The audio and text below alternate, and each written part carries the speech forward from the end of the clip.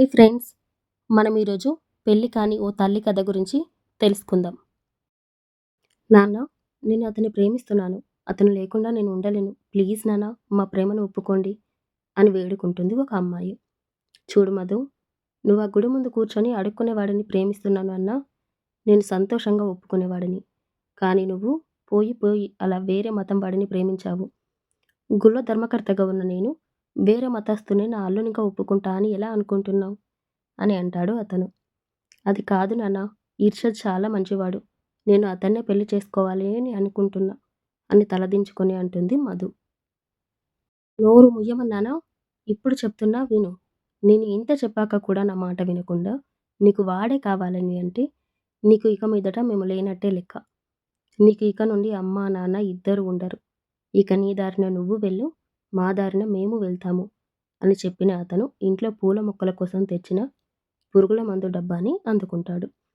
అది చూసిన మధు వాళ్ళ అమ్మ శారద ఇద్దరు కలిసి రాఘవయ్య చేతిలోని ఆ పురుగుల మందు డబ్బాని లాక్కుంటారు. నేను వెళ్ళమని చెప్పాను కదా, మళ్ళీ ఇంకా ఎందుకు ఇక్కడే ఉన్నావు? వెళ్ళిపో నా కళ్ళ ముందు నుండి. నీ దారిన నువ్వు వెళ్ళు, మా దారిన మేము వెళ్తాము. నువ్వు అలా వాడితో వెళ్ళిపోయావు అని తెలిస్తే నలుగురు నా మొహం మీద చెప్పుతో కొట్టినట్టుగా మాట్లాడుతుంటే, అందరికీ నీతి చెప్పే నువ్వే నీ కూతుర్ని గాలికి వదిలేసావు అని హేళన చేస్తుంటే తట్టుకొని నిలబడే అంత గొప్ప మనసు నాకు లేదు. అంతటి శక్తి కూడా లేదు అని ఆవేదన, కోపం రెండు కలగలిపిన గొంతుతో అంటాడు రాఘవయ్య. శారద గారు అయితే ఏడుస్తూనే ఉన్నారు. వాళ్ళ ఇద్దరిని అలా చూసిన మధు తట్టుకోలేకపోతుంది. నాన్న ప్లీజ్ ఆపండి అని గట్టిగా అరిచింది. ఆ అరుపుకి ఇద్దరూ సైలెంట్ అయ్యారు. అప్పుడు మధు గట్టిగా ఊపిరి తీసుకుని వదిలి తన బుగ్గలపైన ఆగకుండా కారుతున్న కన్నీళ్లను ఒక్క చేతితో తుడుచుకుంటూ, సరే నాన్న, నేను మీరు చెప్పినట్టే వింటాను. నేను ఇర్షద్కి ఇక నుండి దూరంగా ఉంటాను. అతన్ని కలవను, సరేనా అని అంటుంది. నిజమా మధు, నువ్వు చెప్పేది నిజంగా నిజమేనా? నువ్వు ఎక్కడికి వెళ్ళవు కదూ, మాతోనే ఉంటావా అని శారద గారు మధుని హక్ చేసుకొని మరీ అడుగుతారు. హా అమ్మా, నేను నిజమే చెబుతున్నా. నేను మీ ఇష్టం లేకుండా ఇర్షద్ని పెళ్లి చేసుకొని హ్యాపీగా ఉండలేను. అందుకే నేను ఈ నిర్ణయం తీసుకున్నాను అని స్పష్టంగా చెప్పిన మధు ఒక పేపర్ తీసుకుని దానిపైన ఏదో రాస్తుంది. అలా రాయడం అంతా అయ్యాక మళ్ళీ ఒకసారి చూసుకొని, నాన్న, ఇది మీరే ఇర్షద్కి అందేలా చేయండి అని చెబుతుంది. ఆ పేపర్ అందుకున్న అతను అనుమానంగా చూస్తాడు మధు వైపుకి. మీకు అంత నమ్మకం లేకుంటే ఓపెన్ చేసి చదువుకోండి నాన్న అని చెబుతుంది మధు. దానితో అతను, ఏం అవసరం లేదు, నేను దీన్ని మన డ్రైవర్ చేత పంపిస్తా అని చెప్పేసి అక్కడి నుండి వెళ్ళిపోతాడు. మధు కూడా ఇక అక్కడ ఉండలేక వాళ్ళ ఇంటి పక్కగా ఉన్న పార్క్కి వెళ్తుంది. అక్కడే కూర్చొని తనవి తీరా ఏడుస్తుంది. ఏడ్చి ఏడ్చి తన కన్నీళ్లు ఇంకిపోయాయే తప్ప మనసులోని భారం మాత్రం తగ్గడం లేదు. ఒంటరిని అయ్యాను అనే ఫీలింగ్ మాత్రం వీడి వెళ్ళడం లేదు. దానితో అక్కడ కూడా ఉండలేక లేచి నడుచుకుంటూ వెళ్తుంది. అలా వెళ్తున్న తనకి దూరం నుండి ఒక చిన్న పాప ఏడుపు వినిపిస్తూ ఉండడంతో ఏమై ఉంటుందా అని ఆ ఏడుపు వినిపించిన వైపుగా వెళ్తుంది. అటుగా వెళ్తున్న కొద్దీ ఆ ఏడుపు శబ్దం ఇంకా ఎక్కువ కావడంతో ఏంటా అని ఫాస్ట్గా వెళ్ళి చూస్తుంది. అక్కడ ఒక చిన్న పాప ఒక కాటన్ క్లాత్లో చుట్టి ఉంటుంది. తనని చూడగానే అర్థమవుతుంది తను ఇంకా కొన్ని రోజుల పాప అయినే అని. అంత చిన్నగా ఉంది ఆ పాప. తనని అలా చూసిన మధు ఆ పాపని చేతుల్లోకి తీసుకొని చుట్టూ చూస్తుంది. కానీ అక్కడ చుట్టుపక్కల ఎవ్వరూ లేకపోవడంతో ఆ పాపని తీసుకొని హాస్పిటల్కి వెళ్తుంది. అక్కడ ఆ పాపను చెక్ చేసిన డాక్టర్, నువ్వేం తల్లివి అమ్మా, ఇలా పాప ఆకలితో ఏడుస్తూ ఉంటే పట్టించుకోకుండా ఎలా ఉండగలిగావు అని కోపడతాడు. దానితో జరిగింది చెబితే ఎక్కడ పోలీస్ కంప్లైంట్ అని అంటూ పాప ట్రీట్మెంట్కి ఆలస్యం చేస్తారు అని అనుకున్న మధు ఆ తప్పుని తనపైనే మోపుకుంటుంది. కాసేపటి తర్వాత పాపకి ట్రీట్మెంట్ చేసిన డాక్టర్, పాప కండిషన్ కొంచెం సీరియస్గానే ఉంది, కాసేపు అబ్జర్వేషన్లో ఉంచాకే ఏది అనేది చెబుతాం అని చెప్పేసి వెళ్ళిపోతాడు. ముందే ఇర్షద్ విషయంగా బాధలో ఉన్న మధు ఇప్పుడు ఈ విషయానికి ఇంకా కృంగిపోతుంది.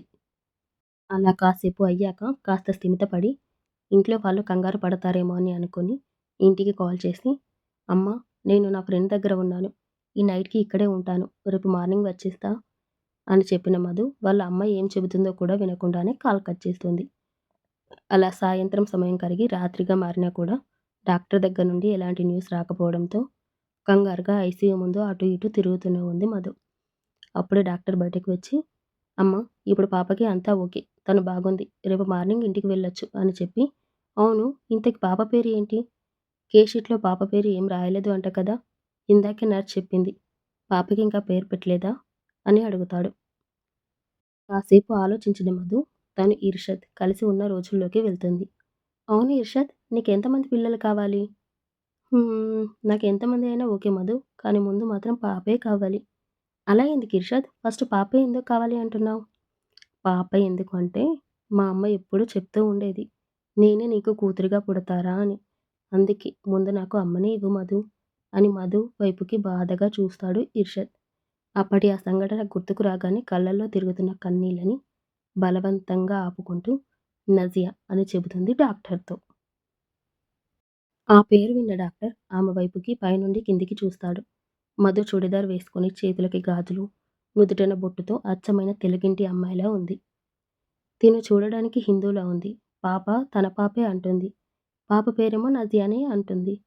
ఏమో మనకెందుకులే అని మళ్ళీ నార్మల్‌గా ఓకే అని చెప్పేసి అక్కడి నుండి వెళ్ళిపోతాడు. అలా కాసేపు కలత నిద్ర తర్వాత తెల్లవారుతుంది. ఉదయాన్నే డాక్టర్ రౌండ్స్‌కి వచ్చి పాపని మళ్ళీ ఒకసారి చూసి, "ఓకే అండి. పాపని జాగ్రత్తగా చూసుకోండి. తనకి పుట్టినప్పటి నుండి సరిగ్గా తల్లిపాలు లేనట్టు ఉన్నాయి. మీ అందం మీద కాకుండా కొంచెం పాప పైన కూడా కేర్ తీసుకోండి" అని చెబుతాడు. డాక్టర్ వెళ్ళాక ఫార్మాలిటీస్ అన్నీ పూర్తి చేసుకొని పాపతో ఇంటికి బయలుదేరుతుంది మధు. ఇంటి దగ్గర శారద ఇంకా రాఘవయ్య మధు కోసమే ఎదురుచూస్తూ హాల్లోనే కూర్చొని ఉన్నారు. అప్పుడే లోపలికి వస్తుంది మధు. మధు అలా పాపతో కలిసి రావడం చూసిన వాళ్ళ తల్లిదండ్రులు, "మధు ఎవరు ఈ పాప? తినని నీతో ఎందుకు తీసుకొచ్చావు?" అని అడుగుతారు. "అమ్మ, నాన్న, ఈ పాప ఇక నుండి నాతోనే ఉంటుంది. నేను ఈ పాపని అడాప్ట్ చేసుకోవాలి అనుకుంటున్నా" అని తన నిర్ణయం స్పష్టంగా చెబుతుంది మధు. "ఏంటి మధు, నీకు మతి ఉండి మాట్లాడుతున్నావా? ఎవరో ఒక పాపని తీసుకొని వచ్చి పెంచుకుంటా అంటే తన కులం ఏంటో, మతం ఏంటో తెలియకుండా అలా ఎలా ఒప్పుకుంటా అనుకుంటున్నావు? అంతేకాకుండా నేను మీ బావకి ఇచ్చి పెళ్లి చేస్తా అని మీ అత్తతో మాట ఇచ్చాను. ఇప్పుడు ఇలా అని నేను వాళ్ళకి ఎలా చెప్పాలి?" అని అంటాడు రాఘవయ్య. "మీరు ఏ కాలంలో ఉన్నారు నాన్న? ఇప్పుడే పుట్టిన ఈ పసిదానికి కూడా కులం, మతం అని అంటున్నారా? మీకసలు మనసు అనేది ఉందా? ఇప్పుడు చెబుతున్నా వినండి. మీకు ఇష్టం లేదు అన్నారు అని ఇర్షద్‌ని వదులుకున్నా. కానీ వేరే పెళ్లి అస్సలు చేసుకోను. అతన్నే తలుచుకుంటూ ఇలానే ఉండిపోతా. అలాగే ఈ పసిదాన్ని మాత్రం అస్సలు వదలను" అని ఖచ్చితంగా చెబుతుంది మధు. ఆ మాటలకి కోపం వచ్చిన రాఘవయ్య, "నా మాటలకి విలువ ఇవ్వని నువ్వు ఇక్కడ ఉండడానికి కూడా వీలు లేదు. వెళ్ళిపో నా ఇంటి నుండి" అని కోపంగా చేయితో గుమ్మం వైపుకు చూపిస్తూ అంటాడు. దానితో మధు కూడా లోపలికి వెళ్ళి తనకి కావలసిన సర్టిఫికేట్స్ అండ్ లగేజ్‌తో బయటికి వస్తుంది. అలా పాపతో బయటికి వెళ్తున్న కూతుర్ని ఆపాలి అని చూస్తుంది శారద. కానీ రాఘవయ్య, "శారద తనని వెళ్ళనివ్వు" అని అంటాడు. "అది కాదు అండి మన అమ్మాయి" అని శారద ఇంకేదో అనేలోపే, "చెప్పానా తనని వెళ్ళని అని? అయినా నీకు తను ఎలా వెళ్ళడం ఇష్టం లేకపోతే నువ్వు కూడా తనతో వెళ్ళొచ్చు. కానీ ఇక మీదట నీకు భర్త ఉండడు" అని కఠినంగా అంటాడు రాఘవయ్య.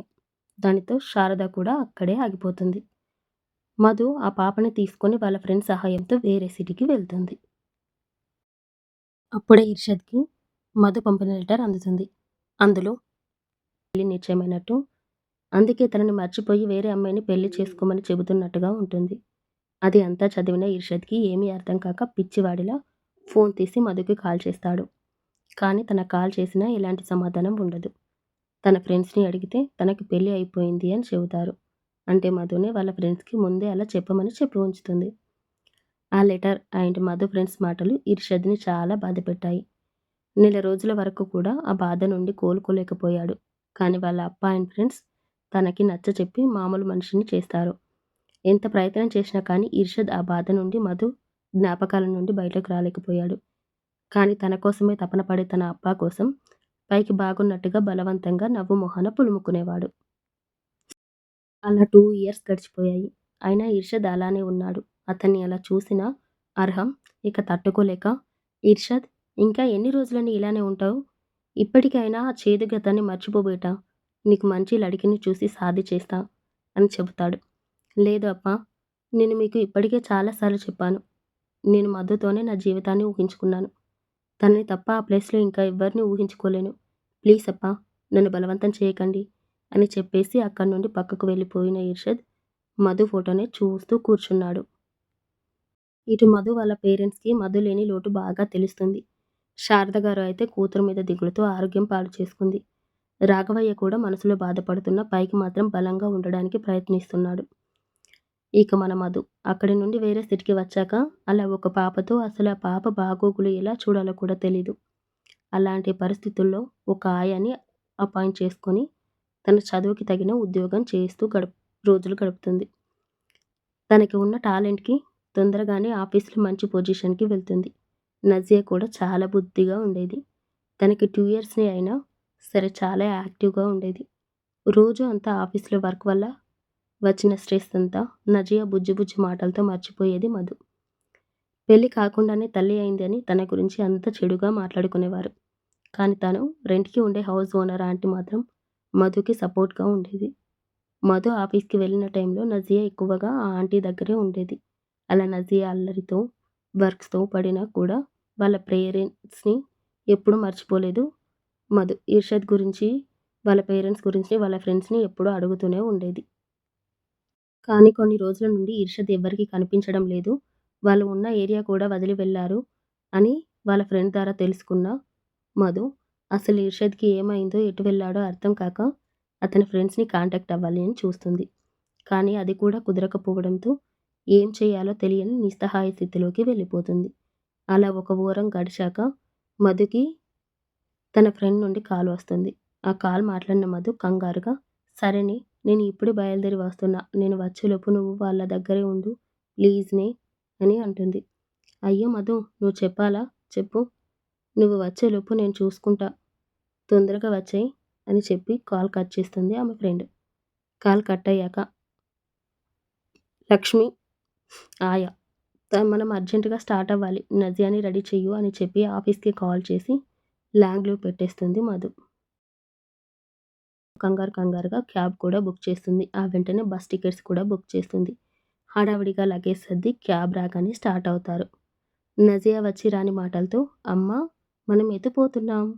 అని అడుగుతుంది. దానితో నజియా తల పైన నిమురుతూ నీకు చెప్పా కదా నజియా! నీకు తాతయ్య, అమ్మమ్మలు ఇద్దరు ఉన్నారు అని. ఇప్పుడు వాళ్ళ దగ్గరికే వెళ్తున్నాం. తాతయ్యకి ఒంట్లో బాలేదంట. వెళ్లి చూసొద్దాం సరేనా? అని చెబుతుంది. నజియా కూడా తనకి అర్థమైంది అన్నట్టుగా తలే అమ్మా! అని తల ఊపుతూ ముద్దు ముద్దు మాటలతో చెబుతుంది. అలా 5 గంటల తర్వాత ఒక హాస్పిటల్ ముందు వచ్చి ఆగుతుంది క్యాబ్. అందులో నుండి కంగారుగా దిగేసి డబ్బులు ఇచ్చి నజియాతో సహా లోపలికి వెళ్తుంది మధు. లక్ష్మి కూడా వాళ్ళనే అనుసరిస్తుంది. లోపలికి వెళ్ళిన మధుకి ఐసీయూ ముందు చైర్‌లో కూర్చొని కనిపిస్తుంది శారద. శారదని చూసిన వెంటనే అమ్మా! అంటూ తన దగ్గరికి వెళ్ళి అమ్మా! నాన్నకి ఎలా ఉంది? అని అడుగుతుంది. మధుని అక్కడ చూసిన శారద తనని హగ్ చేసుకొని ఏడుస్తూ ఏం చెప్పను తల్లి. మీ నాన్నగారు నిన్న ప్రొద్దున వేరే ఊరికి పని మీద వెళ్లారు. అలా వెళ్ళిన అతనికి కార్ ర్యాష్ ఇచ్చింది. అక్కడే ఉన్న ఒక అబ్బాయి చూసి టైంకి హాస్పిటల్‌లో జాయిన్ చేశాడు కాబట్టి సరిపోయింది. లేదంటే అని ఆ మాట పూర్తి చేయలేక మళ్ళీ ఏడుస్తుంది. అప్పుడే నజియా శారద చేతిని పట్టుకొని అమ్మమ్మ నువ్వు ఏడవకు. తాతకి ఏం కాలు. ఆయి తొందరగా తగ్గిపోతుంది.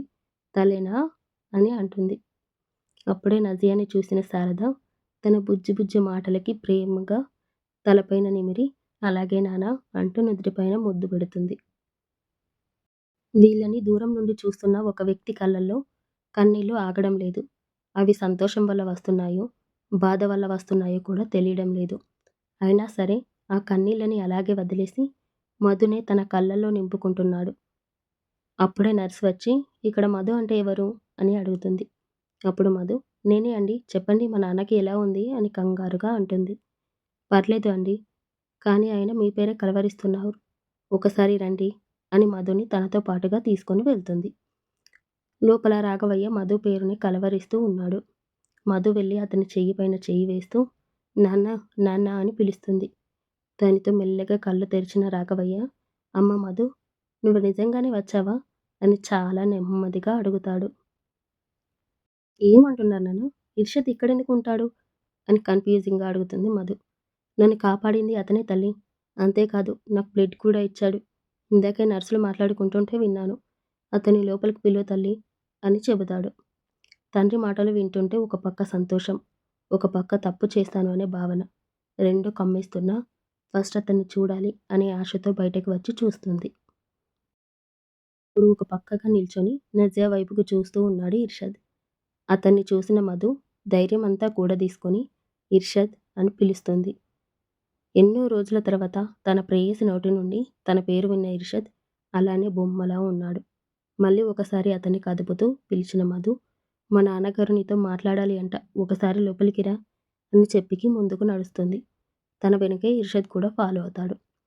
ఇర్షద్ని చూసిన రాఘవయ్య అతని 2 చేతుల్ని పట్టుకొని, సారీ బాబు, ఇన్ని రోజులు మనుషుల విలువ తెలియక కులం, మతం అంటూ ప్రాకులాడాను. కానీ నాకు ఈరోజే తెలిసింది మనుషులంతా ఒకటే అని. మనలో మనమే అడ్డుగోడలు కట్టి వేరవుతున్నాము అని. దయచేసి నన్ను క్షమించు బాబూ అని అంటాడు. అయ్యో పర్లేదు అండి, మీరు పెద్దవారు, నాకే సారీ చెప్పడం ఏంటి అని అంటాడు ఇర్షద్.